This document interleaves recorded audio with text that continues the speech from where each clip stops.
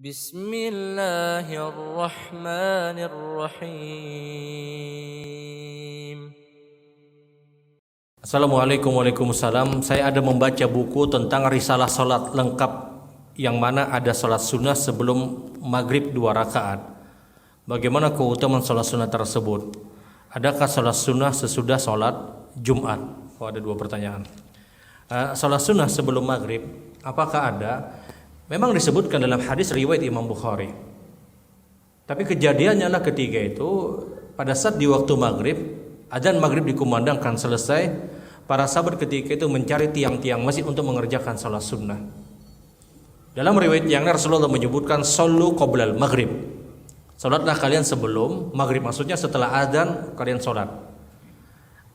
Tapi yang harus dipahami dan ini yang harus ditekankan, salat sunnah sebelum maghrib ketika itu bukan salat sunnah rawatib. Salat sunnah rawatib itu hanya di 2 kelompok hadis. Yang pertama di 10 rakaat, yang kedua di 12 rakaat. Rak'ataini qoblal fajri, wa rak'ataini qoblal zuhri, wa rak'ataini ba'da zuhri, wa rak'ataini ba'dal maghrib, wa rak'ataini ba'dal isya. Yang namanya salat sunnah rawatib itu disebutkan Nabi 2 rakaat sebelum subuh, 2 rakaat sebelum zuhur, 2 rakaat setelah zuhur, 2 rakaat setelah maghrib, 2 rakaat setelah isya, 10 rakaat. Ini yang pertama. Yang kedua, salat sunnah rawatib itu ada di 12 rakaat, yaitu rak'ataini qabla subhi, 4 rakaat qabla zuhri, wa rak'ataini ba'da zuhri, wa rak'ataini ba'dal maghrib, wa rak'ataini ba'dal isya. 2 rakaat sebelum salat subuh, 4 rakaat sebelum zuhur, 2 rakaat setelah zuhur, 2 rakaat setelah maghrib, 2 rakaat setelah isya, 12 rakaat. Ini salat sunnah rawatib. Maka salat sunnah sebelum maghrib yang disebutkan dalam ini hadis sahih, salat sunnah sebelum maghrib tadi itu tidak masuk pada salat sunnah rawatib. Itu pertama yang harus dipahami. Ketika kejadian itu tersebut terjadi, kita bicara sababul wurud, sebab kemunculan hadis.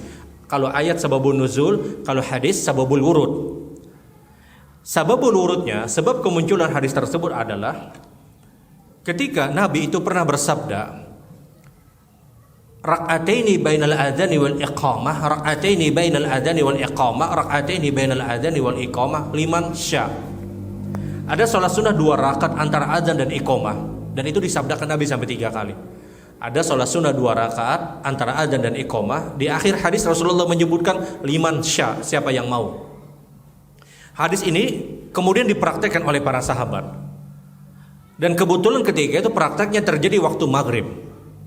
Maka pada saat azan maghrib tadi selesai dikumandangkan, para sahabat sholat 2 rakaat. Inilah zahir hadisnya. Sehingga sebahagian orang memahami, oh ada salat sunnah qobliyah maghrib. Tidak. Salat sunnah tersebut adalah salat sunnah antara azan dan iqamah yang kebetulan terjadi di waktu maghrib. Belum ulangi.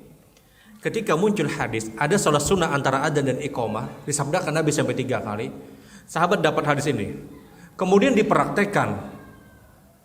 Pada saat praktek tersebut terjadi adalah tepat pada saat waktu maghrib. Adzan maghrib dikumandangkan selesai, sahabat praktek hadis salat sunnah 2 rakaat antara adzan dan iqamah. Maka mereka pun mengerjakan salat sunnah 2 rakaat. Dipahami sebahagian orang, oh ini ada qobliyah maghrib. Kita katakan benar memang prakteknya sebelum maghrib, tapi niat sahabat adalah salat sunnah antara azan dan iqamah yang kebetulan ketika itu di waktu maghrib. Sehingga kalau ada orang misalnya selesai azan maghrib, dia salat 2 rakaat, apakah boleh? Boleh. Niatnya apa? Niatnya salat sunnah antara azan dan iqamah. Ada orang setelah azan asar dikumandangkan, kemudian dia salat 2 rakaat, apakah boleh? Silahkan. Niatnya salat sunnah antara adzan dan iqamah. Karena kalau kita berniat salat sunnah qobliyah maghrib, maka kita akan beresiko dengan hadis yang bicara salat sunnah rawatib. Sementara dalam salat sunnah rawatib tidak ada yang namanya qobliyah maghrib. Catatan yang kedua yang harus dipahami, kalau ingin praktek hadis tadi, kita katakan ini hadis sahih, tidak kita pungkiri. Kalau ingin praktek hadis tersebut, tidak terus menerus. Karena kalau terus menerus akan jatuh hukumnya kepada rawatib. Kalau terus menerus, makanya di akhir hadis Rasulullah menyebutkan liman sya, siapa yang mau, kata Nabi. Ini menunjukkan apa? Ini menunjukkan bukan terus menerus. Kalau itu terus menerus akan jatuh hukumnya kepada salat sunnah rawatib. Sehingga hadisnya sahih, namun niat sahabat adalah antara adzan dan iqamah Yang ketiga itu memang terjadi di waktu maghrib. Dan tidak kita katakan ini qobliyah maghrib. Karena kalau itu qobliyah maghrib, maka orang akan mengatakan ini ada salat sunnah rawatib sebelum maghrib. Wallahu a'lam. Bismillahirrahmanirrahim.